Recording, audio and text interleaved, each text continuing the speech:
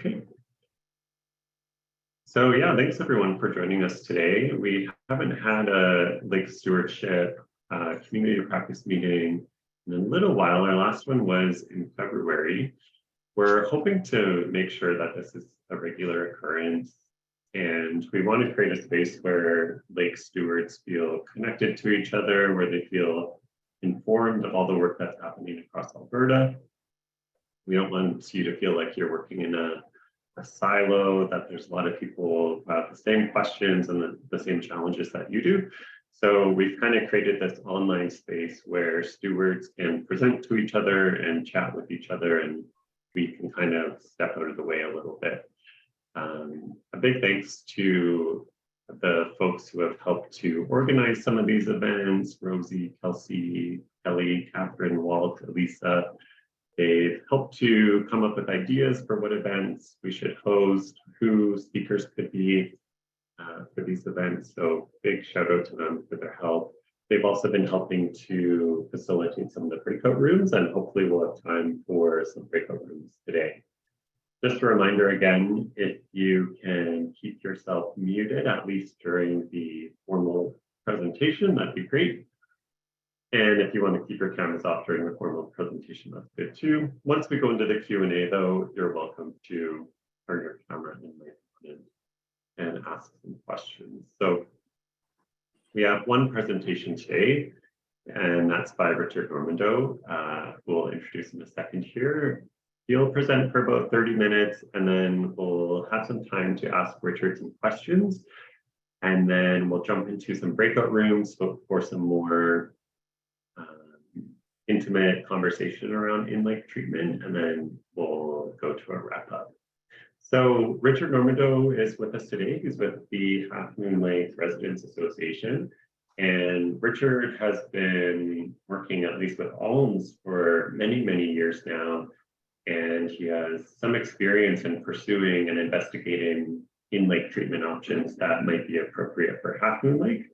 And recently, as you'll hear, Richard has run into a few roadblocks with pursuing those options. And we kind of thought it would be good for Richard to share his experience with other groups and see if this is kind of something that other groups are facing, or if other groups can help you come up with some solutions for some of these challenges. So I want to thank Richard for putting this presentation together and taking the time to present with us today. Again, you can ask your questions at the Q&A afterward, but if you want to throw them into the chat, you can do that throughout, just so you don't forget your questions, and we'll try to get to all of them afterward. Richard, do you want to take it away from here? I'm good to go. Okay, go for it. Okay, hello everyone. As Brad mentioned, we're going to be talking today about the Half Moon Lake water quality and some of the permitting roadblocks that we've recently experienced. I'll just give you a quick overview of what I'm going to be talking about. I'm going to introduce you to Half Moon Lake, just so you know where it is. I'm going to talk about blue-green algae threat. I'm going to give you a history of Half Moon Lake and the actions that our Residents Association have taken over the years to try and improve lake quality. I'm going to talk a little bit about a 2017 report. I see Al Sosiak's in the room today, so he helped us do that report. So I'm going to talk about that report. I'm going to talk about the current technology developments since we did the 2017 study. And then I'm going to get into the permitting analysis and maybe see if there's a larger role for our community to have in the bureaucracy of lake quality improvement.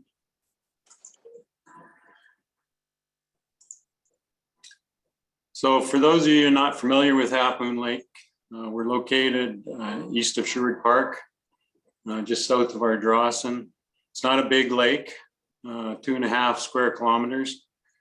And as you can see in this picture, the majority of the lake still has the original boreal forest intact, even though there's 60 residents that now occupy the lake. We've been stewards of the forest.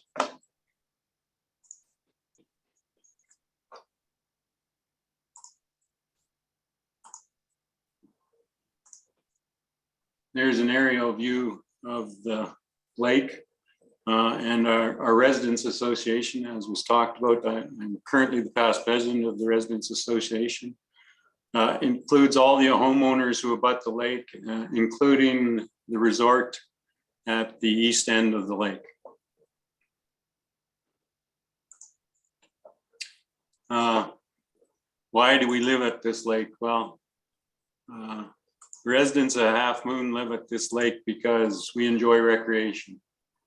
The previous slide, if you can imagine in the wintertime, that aerial view that you saw there, the whole lake has an ice oval put in by the residents, and you're actually able to skate around our lake on an ice oval. You're able to walk around the lake because we make a sidewalk out of snow instead of ice so people don't stumble on the ice. And we actually make a cross-country ski track around that. In the summertime, we enjoy our lake. On any given night, you'll see 20 paddle boards out on the lake, people just going around the lake. We have a strong water skiing community in the lake, and we just enjoy our lake for what it gives us. And there's one of the wildlife shots you see there. Well, let's talk about blue-green algae or cyanobacteria.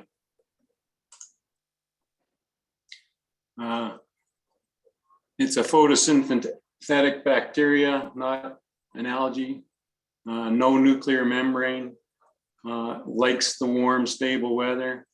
And what I've been observing lately, the smoke that we get from the smoke tends to take away from the blue-green algae growing. So that's one bonus of having smoke, but who wants smoke?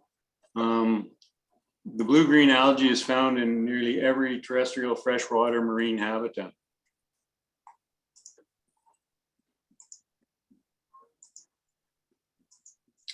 So I want to dismiss some myths about blue-green algae. First of all, sorry, my wife will shut the phone off. And of course we get dogs too. So going back to the myth about blue-green algae being caused by boats. If we want to clean up our lake here, we actually send the boats out on the lake and drive them around a lot. So we aerate the lake to get rid of the blue-green algae. Blue-green algae eats and will thrive in water bodies that have phos in them, and our lake has phos in it. Man's contribution to blue-green algae comes from lake contamination as a result of nutrient loading, specifically phos in the form of fertilizers, both domestic and agriculture, and really improper management of sewage.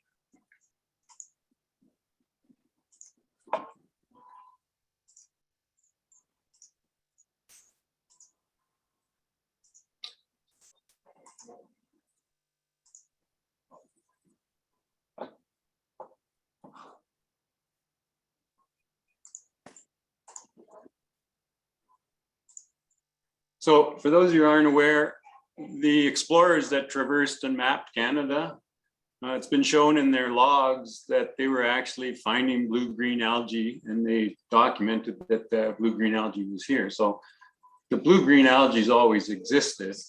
The only real problem is that we've contributed to the blue-green algae by putting nutrients in our lake.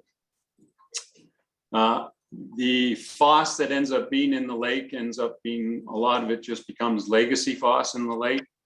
And when the blue-green algae decomposes, it actually recreates the phos essentially.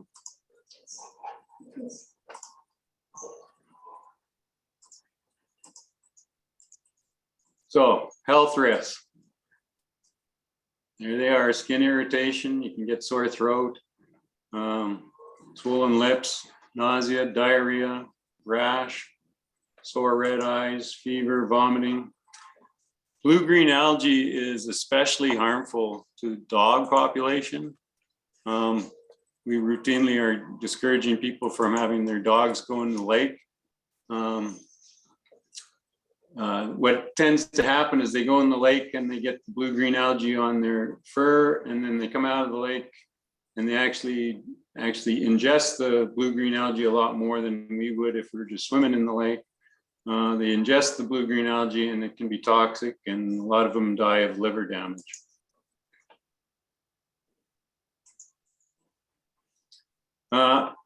It will eventually impact the property values of our homes.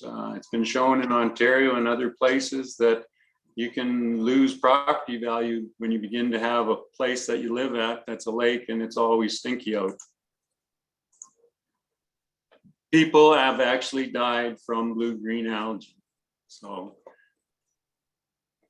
we haven't had an occurrence of this yet, to my knowledge, in Alberta, but people can actually die from blue-green algae.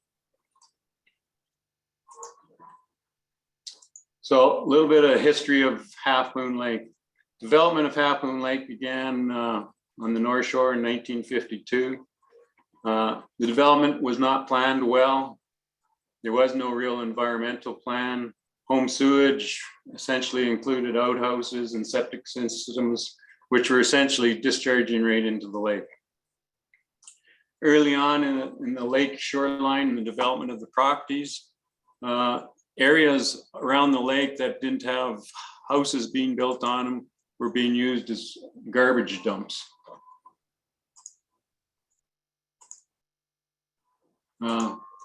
What ended up happening at our lake is it really became blue-green algae, but in addition to being blue-green algae, we actually had weeds growing in the lake. This top picture you see here, it's what the surface of the lake used to look like in the third week of June. We'd have that many weeds growing in the lake because the lake was so rich with nutrients. So what did we do about it? Well, the Residents Association got a federal grant in the early 90s. The result of that grant is we convinced the county to build a sewage system.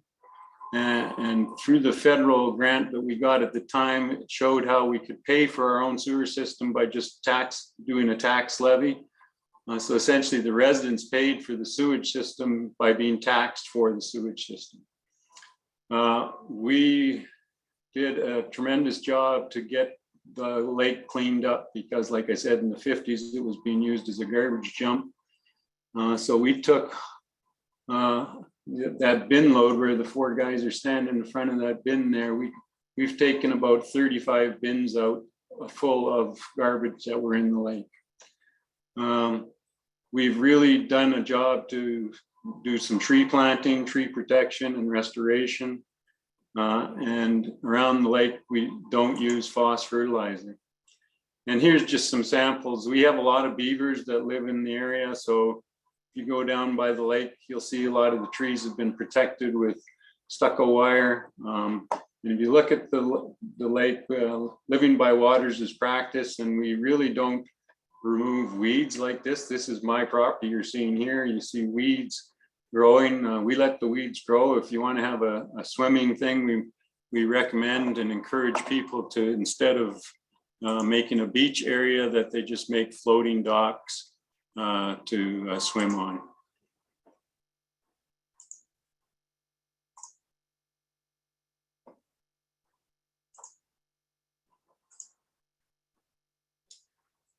As a result of our work, there's no garbage in the lake anymore, and we've essentially removed the garbage. We don't get weed growth in the lake anymore since the sewage system has been built. So we don't get the weed growth that used to choke off the lake in June, but we still have blue-green algae. Little bit of history of our lake. In the 1980s, the Alberta government, supported by the University of Alberta, began lime treating of Half Moon Lake as a way of suspending the phos to the bottom of the lake and eliminating the nutrient availability to the cyanobacteria. At the time, there was actual knowledge of alum treatment of lakes, that it had been being done in places in North America since the 1970s. And they thought that the lime would be more readily available and cheaper than alum treatment. The lake was treated multiple times up to 2002, and eventually the lime treating proved to be unsuccessful. Hence, we ended up doing a study of our lake, hired a consultant who's participating in the meeting, Al Soziak, looked at our lake. He looked at 25 different treatment processes. And our goal as a community is we'd been having presentations being put on by vendors, and we wanted a third party to show us what we could do with our lake that didn't have something they were trying to sell us. For instance, we were considering putting solar bees all over the lake at one time, because they would have this laminar flow pump that would get the blue-green algae to not be able to survive properly. So, and we thought about building that, but instead of doing that, we hired a consultant. The consultant looked at different treatment processes. Few of Alberta lakes are as well suited for treating as ours is because there's no outflow in the lake. We only have outflow in our lake maybe once every 20 years if you've had a real 100-year storm event in the spring when the water's high. Otherwise, our lake doesn't actually drain. It just mostly collects water in the wintertime, a little bit of water in the spring, and then it evaporates, and it's just a water hole. There are underground water going into the lake depending on the water table. We're not a big lake, as I've already indicated. So treating the lake is relatively achievable. So the study looked at 4 different options.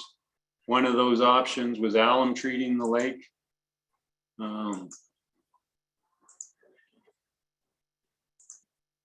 The other option was a phoslock application. The phoslock is used quite a bit in Europe.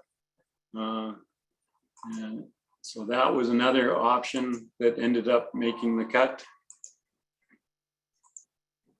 And then we looked at shoreline continuous treatment using alum tanks. This was done in Washington State, and it was a way of treating lakes using alum.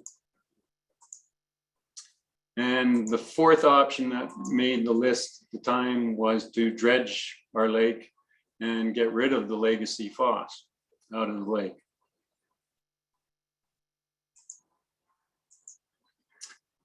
So there's the cost that the 2017 study showed for doing these treatments. And the dredging was the most costly. And probably at the time in the study report, it included the ability to permit. It was thought that it would be difficult to get dredging approved for permitting purposes.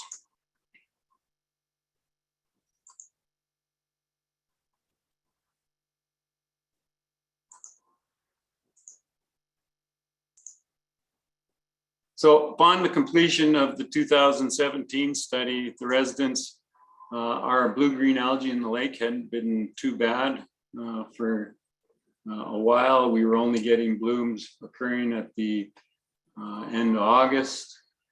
So the residents as a group decided, well, we'll just put this on a shelf for now before we go to the next step of treating our lake.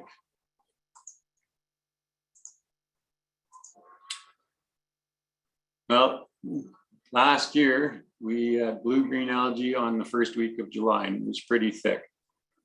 So the residents started saying, well, maybe it's time we start looking at treatment. And that's what our lake looked like. So, and this was in the fall, end of fall, but it was pretty disgusting and smelly around people's houses. And being a smaller lake, when it's calm like this, it just has blue-green algae over the entire lake. It's not like it's at one shoreline or something.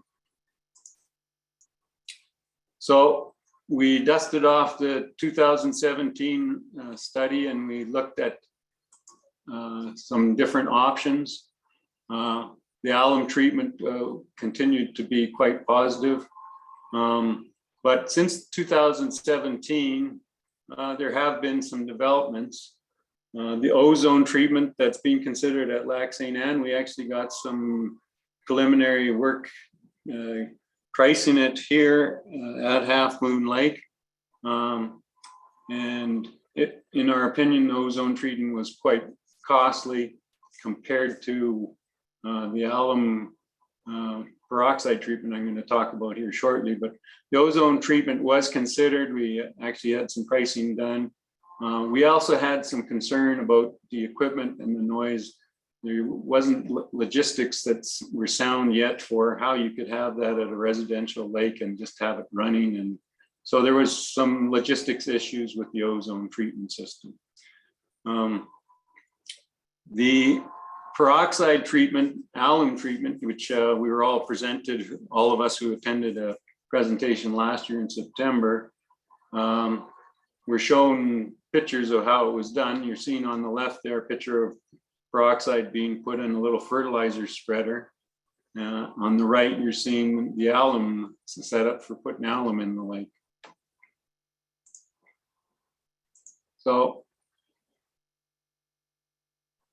the Residents Association actually went out and met with the Summerside folks. And after doing our research of where we were since the 2017 study and where we're at now, we concluded that the Summerside solution was going to be a good solution for Half Moon Lake. Their lake is quite similar to our lake. It's a little deeper. It's 9 meters deep. Our lake is about twice the size and surface area as the Summerside Lake, but otherwise our lake's 8 meters, theirs is 9. It was a pretty good match in terms of, hey, this is going to work for us as a lake to do the treatment. As a result of that, we developed some costing for it. The costing to do the treatment was going to be in the order of $78,000. We met with our local municipality and agreed to actually budget $90,000 to cover what we were going to do, because we weren't sure how long it was going to take to get permitting done and what the issues were going to be around that. And what we worked with the county is that they would split the costs with us, and we'd work jointly to get grants from Alberta federal and public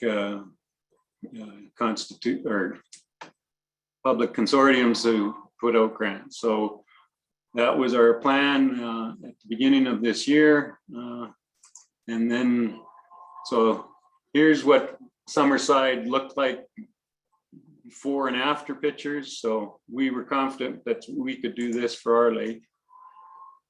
So the first step was the county said they would take on getting a permitting analysis done.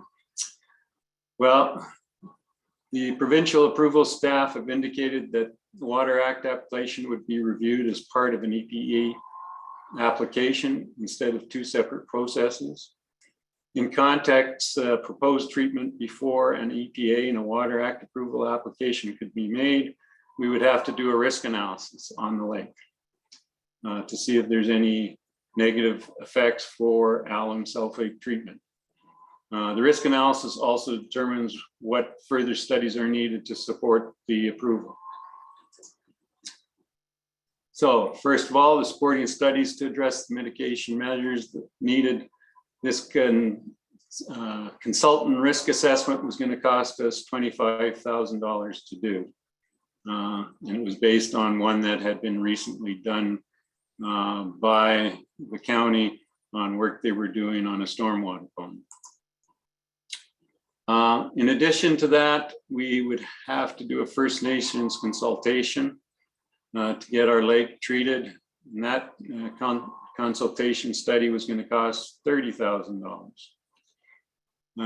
We had to do an aquatic assessment that addressed fish habitat, water chemistry, the benthic environment, and that study was going to cost $120,000.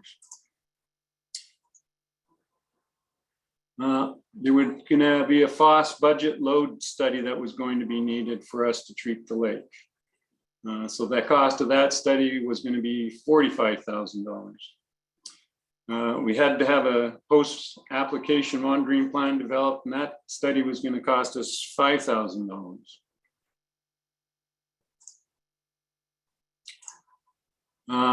The Alberta government told the county that they would require that a shoreline restoration study be done. The shoreline reparation study could take a year to develop action plans, and then a year after that to evaluate the success of the reparation.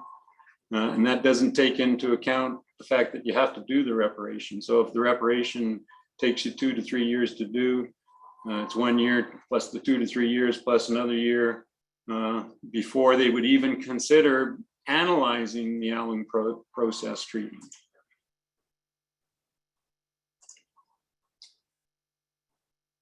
Public Lands Act has no approval required at this time for alum, but it must be registered as a pesticide under the PMRA.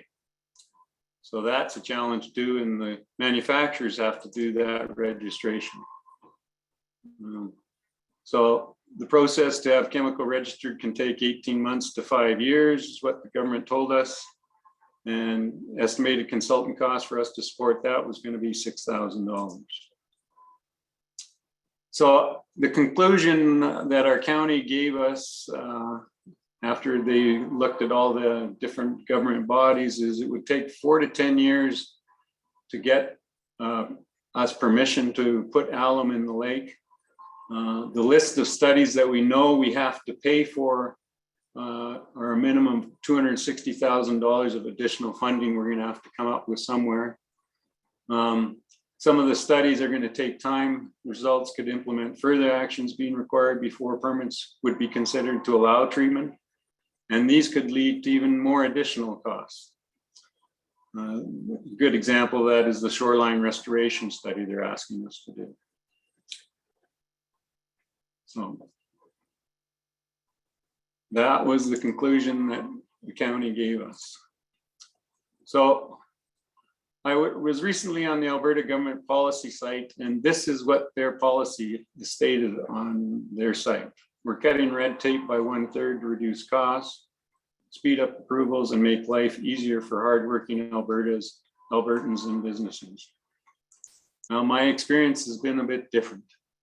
The guidelines are written here for the water quality and what the Alberta government sees as their guidelines for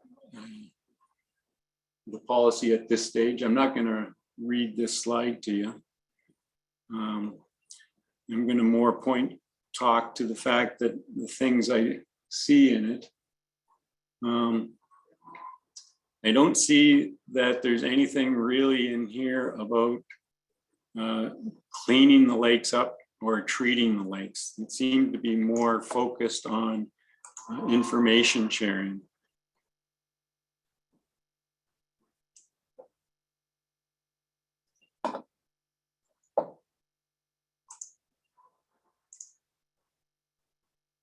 So here's the Half Moon Lake concerns.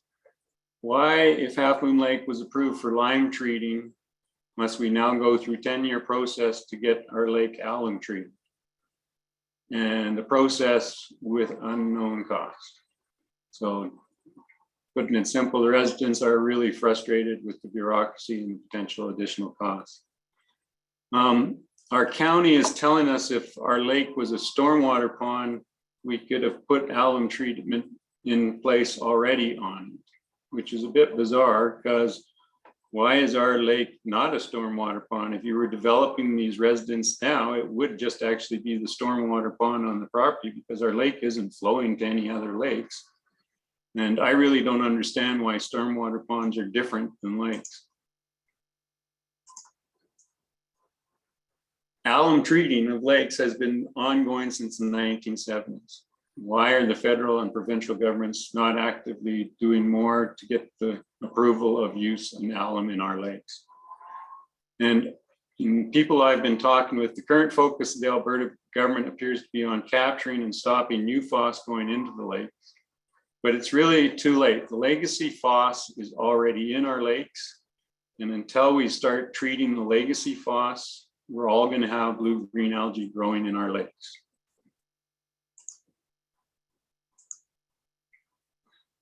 So here's where I was hoping to open it up for free discussion, and this would be the part where you get to ask me questions before we do the breakout. Awesome. Thanks, Richard. There was a question in the chat. I'll read that out to you. Someone was wondering if there was any mechanical or chemical treatment of the aquatic plants, or did they just go away naturally once the nutrients were reduced? Once the sewage system was installed, it took about 8 years before we stopped having the weed growth. Okay, thanks. There are some comments here in the chat as well from Rob. You know, I think echoing some of what you're talking about, there's a lot of money spent on studies and as opposed to treatments. Rob, do you want to comment on that? I see you've got your hand up there. Sure. Yeah, I'll just explain. I'm the counselor with Parkland County for Wobman and Jackfish Lake, which is west of Stony Plain, and I also live at Jackfish Lake, and we used to have a cabin at Wobman. I used to be the counselor at in the Wobman area as well for Parkland County from 2001 to 10, and now I'm back again from 2021. I can tell you Wobman, and you guys probably know this, is one of the most studied lakes in North America. And I was on those a lot of those committees from 2001 to 2007, and I'm on the Wobman Watershed committee now. And I'm really frustrated, and I agree with a lot of stuff you're saying here. The government has not made any effort to get rid of the consultants. They've just made bureaucracy. And one of the things I found at Jackfish Lake, and if you've ever been there, it's kind of like the lake you're talking about, and I've been on that lake many, many years ago. The boats stirred up, and we don't have the issues that you have in some of these other lakes. But what I find is, and I think I said it in the chat room, we don't have any regulations that say you can't fertilize. We don't say, Lake Isle is a good example. That's if you know Lake Isle and the Lac Ste. Anne watershed, we have golf courses that feed into the Sturgeon River, that feeds into Lake Isle. Some of the most polluting chemicals that go on golf courses and then feed into our waterways, and we don't do anything about it. And it's really frustrating, and I think you guys are feeling this, that nothing ever gets done. We just keep hiring more consultants. So I guess that's my rant for this. Thanks, Rob. Richard, did you want to respond to any of that? Sure. I think part of what we're going to have to do here as a lake community is get somewhat political and put the bureaucracy back to the government and say to the government, you say you don't want to be bureaucratic, but what you are doing is being bureaucratic. Right. I also am frustrated by the fact that the alum has to get regulated as a pesticide. They expect the companies to do it. The companies are selling. We have a company in out of the Fort Saskatchewan area just sold a whole bunch of alum to New York State, where they're going to go and treat lakes in New York State, and they don't have to have it registered as anything. Like, our government is so much bureaucracy, and I think until we get somewhat political and talk to our local MLAs and MPs about the fact that there's way too much bureaucracy in this cleaning up of lakes, that we're not going to get anywhere. Well, I guess what's the reason that you're dealing with the Sturgeon or Strathcona County and not the province? Because Strathcona County really doesn't have jurisdiction on the lake. Because they were going to assist us with funding it. They agreed to split the cost of treating the lake, and we're going to support the treating of the lake. Oh, okay. Yeah, that's odd for a municipality to do that. Typically, it's the province. I see that Kim has her hand up, so I'll go to Kim first, and then I'll go to Brian. So Kim, if you want to unmute, perfect. There. Hi, thank you so much. This is really great to hear what you guys have been doing. Yellowstone just had an event this past weekend where we just wanted to start to address like some, some deficiencies in the bureaucracy of what is stopping a lot of treatments going forward. We had a demonstration this past weekend for Lake Lac St. Anne, and it's quite a large lake. It's a lot larger than Half Moon Lake. But just off the bat, we see a lot of, like you say, there's a lot of regulations that are missing, and there's a lot of regulations that need to be also loosened when it comes to regulations and policies, when it comes to the province and to the federal government. So I just thank you for taking, I thank you to Alberta Lake Management for facilitating this forum, and also to Richard for this fantastic report, because this is the sort of thing that we're trying to see to go forward, and just to see what has been done, what's been failed, attempts at addressing the blue-green algae. We had a company come out to do a demonstration called E8 Innovations, and it's a way of introducing ozone into the water. There's other companies around. There's other lake technology that's around, that's available, but it's from the States, because the States has different rules than we do, and it's been happening successfully in the States. But the province and the feds are slow to adjust. And in the meantime, we have residents that are concerned about their property values. We have, I just actually had a resident call me this morning, not from our community, but from another community that's just said that, like even this past weekend, they had like just a handful of people on the lake where there would be, a lot. So our communities are affected. And, it would be great we have, it'd be great to be able to have some regulations imposed. We have the Sturgeon River right that feeds into the Lac St. Anne, and that also is, we have agriculture, we have cows that are around and offloading, and we need some regulations in place that could stop this, that impose it. I know that the county, what I've heard, has been trying to impose, bylaws, but it's still happening, and everything's very slow. So it's great that you guys are doing this, and we look forward to hearing more and discussing this in the future. Thanks, Kim. Yeah, and thanks for having us out at your event on Saturday. There was a lot of good conversations happening there. Yeah. Brian, do you want to unmute and ask your question?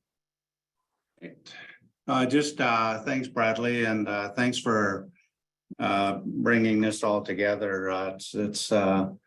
It's something that I've been involved with on Pigeon Lake. So for everybody's information, I'm the mayor for the summer village of Sundance Beach on Pigeon Lake, but I'm also part of a group, an Inlake Technical Committee group, that's been studying options for dealing with blue-green algae on Pigeon Lake. And we've been doing studies and whatnot for probably 8 years. A lot of the hurdles that are heard today from Richard are exactly what we're facing as well. So it's disappointing in the sense that we don't, everything's so regulated, right? And now with the federal government changing their definition of alum and phoslock and so on to pesticides, it makes it that much more difficult. But what I'd like to do is somehow, I don't know if maybe through you, Bradley, is just reach out to Richard and make contact with him. I'm not sure if you've got my contact info still, Bradley, or not, but if not, I can always give that to you. But on top of the provincial and federal challenges that we have for trying to get approvals and stuff, around Pigeon Lake, we've got 10 summer villages and 2 counties that we need to work with as well. And some of the summer villages around the lake think we should just continue to study and let nature take its course. Unfortunately, we know that's going to take 100 years for nature to fix the blue-green algae. problem that's been created by us, over the last 50 years, let's say. So we've got that challenge as well that we're working with. The one good thing we do have, and kudos to our Pigeon Lake Watershed Association, they developed a Pigeon Lake Watershed Management Plan, which at least in that plan, it does say that we want to, look for ways to deal with the blue-green algae. So that was nice to see, and good to have that support from the Watershed Association. So they have been fabulous for helping us with the health of the lake and trying to fix issues like blue-green algae. So just wanted to put that out to you and leave that with you. Yeah, so Richard, if you're comfortable, do you want to put your email address in the chat just so that folks are able to contact you? Yeah, that won't be a problem. Okay, great. And Brian, yeah, it would be great to connect because my understanding is that your group is also involved with pursuing an evaluation of appropriate treatment options for Pigeon Lake. Is that correct? Yeah, that's right. And I just want to say too, I mean, yeah, over the 8 years, we've been studying, and with the help of a fellow by the name of Chris Tycrab, he in the early stages of our studies and looking at ways to deal with the blue-green algae, Chris was great. He developed a report for us that listed out all the possibilities of things we could do to deal with blue-green algae.